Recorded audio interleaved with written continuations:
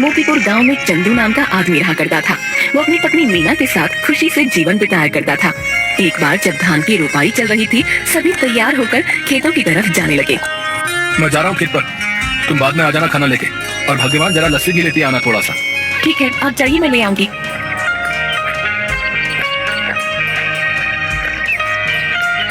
चंदू खेत में पहुंचता है। थोड़ी देर काम करता है, तभी खेतों की मेड़ों पर दो आदमी चल रहे होते हैं। उनमें से एक आदमी छाता लेकर चल रहा होता है। जमींदार करोड़ी मल और उनका मुंशी बाबूलाल। साहब, यह है चंदू। सुना है इसकी फसल बहुत अच्छी निकलती है। इस बार 8 बोरी चावल के लिए इसे बोल देते हैं। गरीब है, 2 पैसा कमा लेगा तो दुआ ही देगा। ठीक है बाबूलाल, जाके इसे बता दो। जी मालिक। अरे ओ चंदू, सुन तो। क्या बात है बाबूलाल भाई? जमींदार साहब तुझसे मिलना चाहते हैं। मुझसे मिलना चाहते हैं? क्यों? अरे वो तेरी फसल खरीदना चाहते हैं, जल्दी जा। जी जमींदार साहब। आओ चंदू आओ, सुना है तुम्हारी फसल बहुत अच्छी होती है। क्या इस बार की फसल तुम हमें बेचना चाहोगे? बाजार के दाम से अच्छा दाम दे दूंगा। ये तो हमारे लिए खुशी की बात है साहब। तो फिर ठीक है, जिस दिन फसल ठीक से तैयार हो जाएगी हमें बता देना। हम आदमियों को भिजवा देंगे तुम्हारी फसल काटने में। वो सब तुम्हारी मदद करेंगे और तुम्हारे घर पर पैसे भिजवा देंगे। उसके बाद जमींदार चला जाता है। चंदू फिर से खेत में वापस आकर काम करने लगता है। थोड़ी देर बाद मीना वहाँ आ जाती है। सुनिए जी, आ जाइए, आपके लिए खाना लेकर आई हूँ, और हाँ, साथ में लस्सी भी लाई हूँ। आता हूँ। इसके बाद चंदू मीना के पास पहुँच जाता है। लाओ लाओ, बड़ी भूख लगी है। लीजिए। मीना, जमींदार जी आए थे, जानती हो उन्होंने क्या कहा? क्या कहा? उन्होंने कहा कि वो हमारी इस बार की फसल खरीदना चाहते हैं और बाजार से अच्छे दाम भी देंगे। ये तो बड़ी खुशी की बात है। ये सब माता रानी की कृपा से हुआ है। मैं कहती थी ना, एक दिन सब ठीक हो जाएगा। माता रानी करे ऐसा ही हो। इसके बाद दोनों घर चले जाते हैं। इसके बाद चंदू सो जाता है। चंदू शाम को उठा और घर के आंगन में लगी क्यारी से सब्जियां निकाली। मैं ये सब्जी बेच के आता हूँ, ठीक है? सुनिए, आप समय से आ जाइएगा, रात होने से पहले। ठीक है। उसके बाद मंडी में सब्जियां बेचकर वापस आते वक्त एक मछली के ठेले के पास। मछली कैसे दे रहे हो भाई? भाई चंदू सुनो, तुम ये दोनों ले जाओ 100 रुपए में। मुझे जरा जल्दी घर जाना है। ये लो भाई 100 रुपए।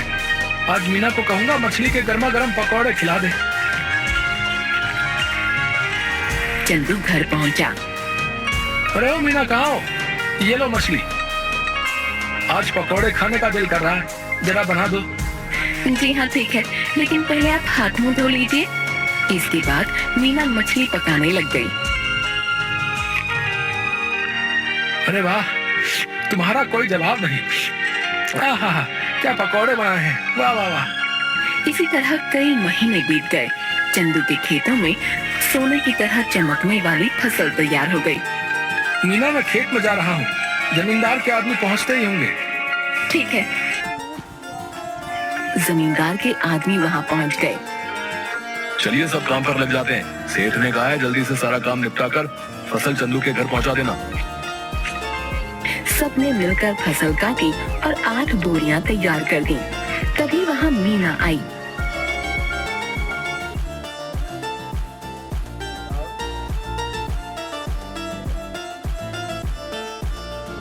ये क्या, इतनी जल्दी काम भी हो गया? मीना, इसीलिए तो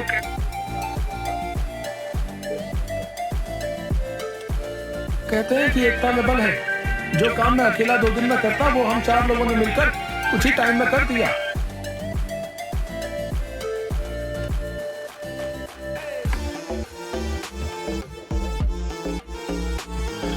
इसके बाद सबने मिलकर बोरियां चंदू के घर तक पहुंचा दी। हम सब कल आके ये बोरियां सेठ के घर ले जाएंगे। चलिए हम चलते हैं। चलो, आज का काम भी खत्म हुआ, बस अब कल का इंतजार है। उसने सारी बोरियां घर में रख दी। तभी आधी रात को चंदू के घर के बाहर कुछ चोर बात करते हुए। सुनो सबके सब, ध्यान से घुसना।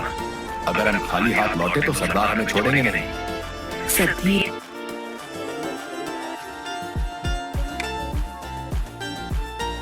धीरे चंदू के घर से सारी बोरियां चुरा कर ले गए। अगली सुबह चंदू की बीवी, सुनिए जी, उठिए, देखिए क्या हो गया। क्या हो गया? चंदू उठिए, उठिए ना। क्या बात है भाग्यवान, ऐसा क्या हो गया जो तुमने सारा घर सर पर उठा लिया है? गोदाम से सारी बोरियां चोरी हो गई हैं। क्या चोरी? कहाँ पे? गोदाम में आइए, खुद ही देख लीजिए। हे भगवान, ये क्या हो गया? जमींदार जी के आदमी कभी भी आ सकते हैं। माता रानी, मैंने किसी के साथ कुछ बुरा नहीं किया, फिर भी मेरे साथ ही क्यों? चंदू घर की सीढ़ियों पर बैठ जाता है। चंदू की आंखों से आंसू आ रहे थे। तभी वहां जमींदार के आदमी आ गए। अरे भाई चंदू, बोरियां तैयार है ना?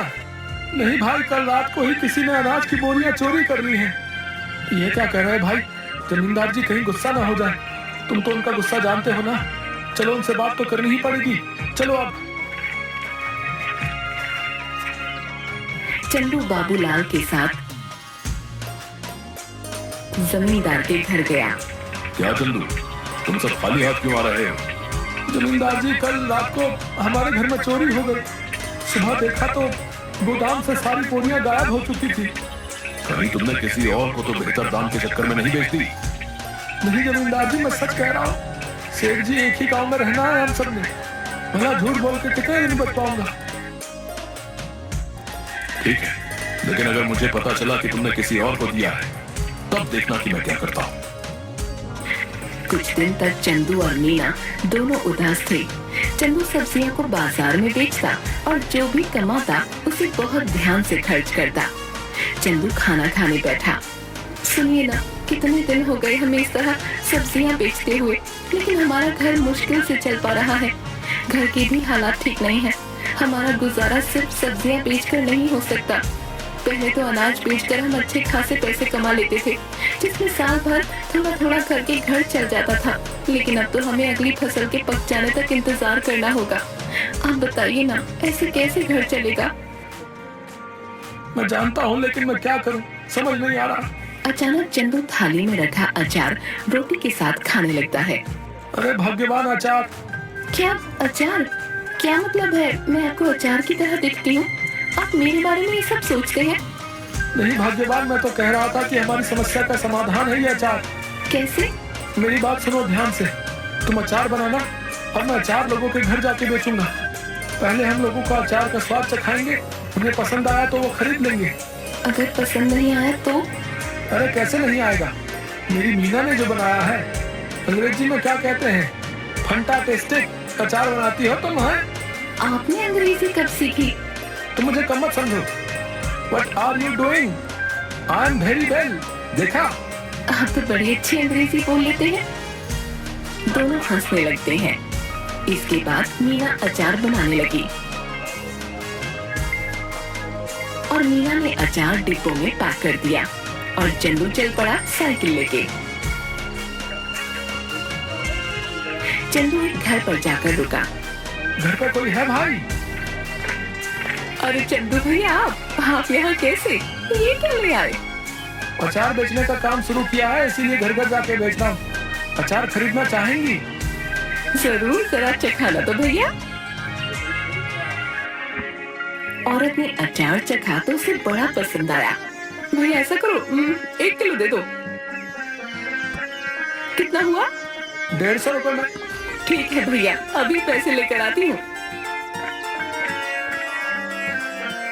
चलता हूँ बहन। ऐसे करते करते चंदू दूसरे घर गया। रमेश भैया घर पे हो? अरे चंदू, तू कैसा है भाई? और कैसा चल रहा है सब? उस चोरी के बारे में सुनकर बहुत बुरा लगा यार जान के। जाने दो भाई, क्या कर सकते हैं। अच्छा ये बताओ, अचार खरीदते हो बाहर से? हाँ, क्यों? मैंने अचार बनाना शुरू किया है। क्या बात है, जरा चखा दो। चंदू ने उसे थोड़ा सा चखने को दिया। अरे वाह, किसने बनाया? मीना ने।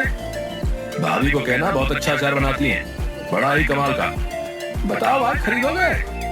हाँ भाई, क्यों नहीं, दूसरों से भी तो खरीदता ही हूँ, इससे अच्छा तुमसे ना खरीदूं। ये बताओ कितने में बेच रहे हो?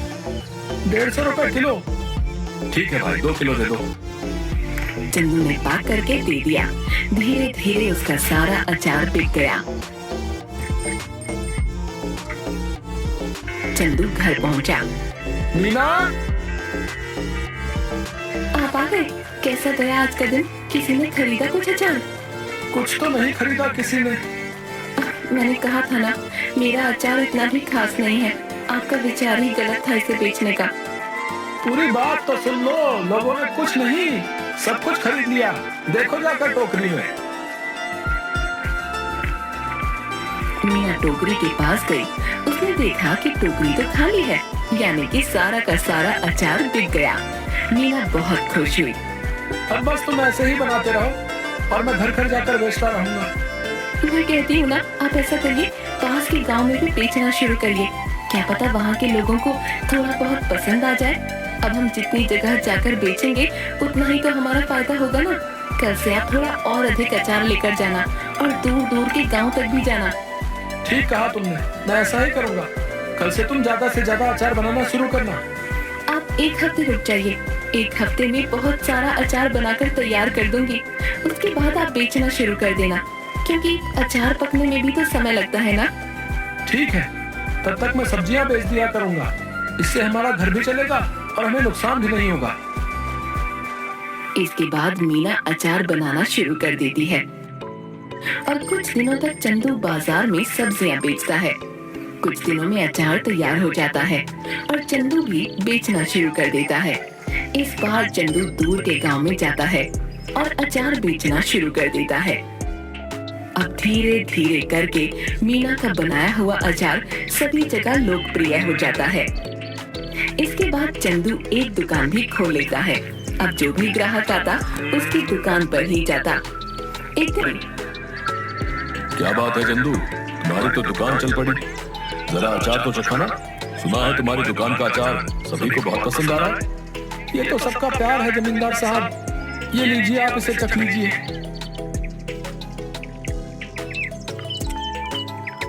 ये तो बड़ा स्वादिष्ट है। ऐसा करो, हमारे घर पर 60 किलो अचार पहुंचा देना। हमारे यहाँ बहुत बड़ा भंडारा है। एक हफ्ते में हम तुम्हारे घर पर कुछ लोगों को भेज देंगे रात को, इसलिए तुम सारा सामान तैयार रखना। जी जमींदार साहब। रात को जमींदार के लोग चंदू के घर नहीं पहुँचे। रात भी काफी हो गई थी।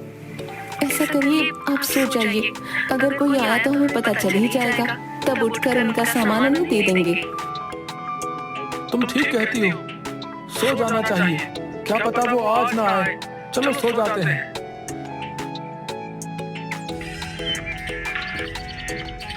अगले दिन जब चंदू और मीना उठे तो घर में फिर से चोरी हो चुकी थी। इस बार चोरी अचार की हुई थी। सुनिए, घर में फिर से चोरी हो गई है। किसी ने इस बार हमारा रखा हुआ अचार चुरा लिया। चंदू उठा और जाकर अचार जहाँ रखा था वहाँ देखने लगा। मैं जमींदार साहब को बता कर आता हूँ। उन्हें कहीं और से पता चलेगा तो कहीं वो गुस्सा ना हो जाए। ठीक है, आप संभाल लेना सब कुछ इस बार।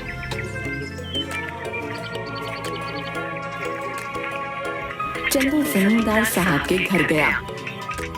जमींदार साहब, इस बार फिर से आपके लिए जो हमने अचार तैयार किया था वो चोरी हो गया। ये हमेशा मेरे साथ ही क्यों हो रहा है? मैं तुमसे कुछ भी मंगाता हूँ और वो तुम्हारे घर में चोरी हो जाता है। मुझे लगता है तुम मुझे अपना सामान बेचना ही नहीं चाहते। ठीक है, मैं भी नहीं खरीदूंगा आज के बाद तुम्हारा कोई सामान। जाओ। ऐसी बात नहीं है जमींदार साहब, अब खुद ही सोचिए। मैं आपसे दुश्मनी क्यों बोल लूंगा। आप चिंता मत करिए, मैं आपके लिए दोबारा से 60 किलो का अचार तैयार करता हूँ। ठीक है, अगर इस बार कुछ हुआ तब देख लेना। चंदू अपने घर गया और सोचने लगा कि अब इस चोर को कैसे रोके। इस बार चंदू ने बहुत सारे मटकों को एक जगह पर रखा और चला गया। अचानक आधी रात को आवाज आई। सारे के सारे चोर दर्द से चिल्ला रहे थे। अब जैसे ही चंदू उस कमरे में गया जहाँ पर अचार रखा हुआ था, तो वहाँ देखा सारे के सारे चोर जमीन में लेटकर चिल्ला रहे थे और अपनी आंखें मल रहे थे। ये क्या कर दिया? कोई बचाओ हमें। पानी पानी दो हमें कोई। अरे हमारी आंखें जल रही हैं।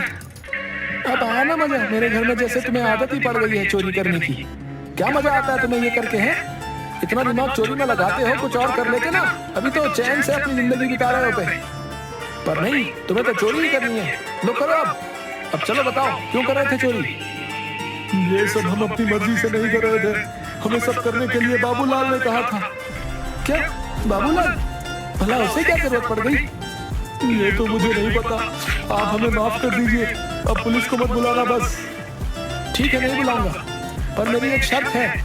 अगर गांव में तुमने दोबारा कभी चोरी की तो मैं बाबूलाल की मदद लेकर तुम्हें पुलिस के हवाले कर दूंगा। ऐसी नौबत नहीं आएगी चंदू भाई, हमें माफ कर दो। इसके बाद चोर चले गए। अगले दिन चंदू जमींदार साहब के घर गया। उसने जमींदार साहब को सारी बातें बता दी। जमींदार साहब, ये बाबूलाल ही है जिसने आज तक हमारे घर में चोरियां करवाई हैं। तुम कैसे कह सकते हो कि सारी चोरियां बाबूलाल ने ही कराई हैं? क्योंकि कल मैंने खाली मटके गोदाम में रखवाए थे और दरवाजे के ऊपर मिर्च की थाली रखवा दी थी। जैसे ही उन्होंने दरवाजा खोला, उनके ऊपर लाल मिर्च गिर गई और उन सबकी आंखों में जलन होने लगी और वो चिल्लाकर पानी मांगने लगे। बस मुझे पता चल गया। मैं उनके पास गया तो उन्होंने तोते की तरह सब उगल दिया। इस बाबूलाल को पकड़ लो और पुलिस को फोन करो। तभी सेठ के आदमी बाबूलाल को पकड़ कर लाते हैं। मुझे माफ कर दीजिए जमींदार साहब, कुछ कीजिए। भला मैं इतने सालों से आपके यहाँ काम पे हूँ, कुछ रहम करिए। मुझसे क्या माफी मांग रहे हो? गलत तो तुमने चंदू के साथ किया है, उससे माफी मांगो जाओ। मुझे माफ कर दो चंदू, मैं आज के बाद कभी ये सब नहीं करूंगा। लालच में मुझसे बहुत बड़ी गलती हो गई। गलती तो तुमसे हुई है, लेकिन तुम्हें छोड़ देना मेरे बस में नहीं। आज तुम्हें छोड़ दूंगा तो कल कोई और चोरी कर लेगा। उनके पास एक सबक जाना चाहिए कि जैसा करोगे वैसा भरोगे। इसलिए मुझसे किसी चीज की उम्मीद मत रखो। तभी तो पुलिस वाले आकर बाबूलाल को गिरफ्तार करके ले जाते हैं। भाइयों, अचार ले आओ। बहुत सारे आदमी अचार के भरे मटके ले आए। ये लीजिए जमींदार साहब, इस बार आपके घर में हमारा सामान आखिरकार पहुंच ही गया। ये लो तुम्हारे पैसे चंदू। तुम सच में ईमानदार और मेहनती किसान हो, हमें तुम पर नाज है। आपका बहुत शुक्रिया सेठ जी। चलिए अब मैं चलता हूँ। इसके बाद चंदू अपने घर लौट गया और इसके बाद से चंदू के घर में कभी कोई चोरी नहीं हुई और चंदू का काम बहुत अच्छे से चलने लगा।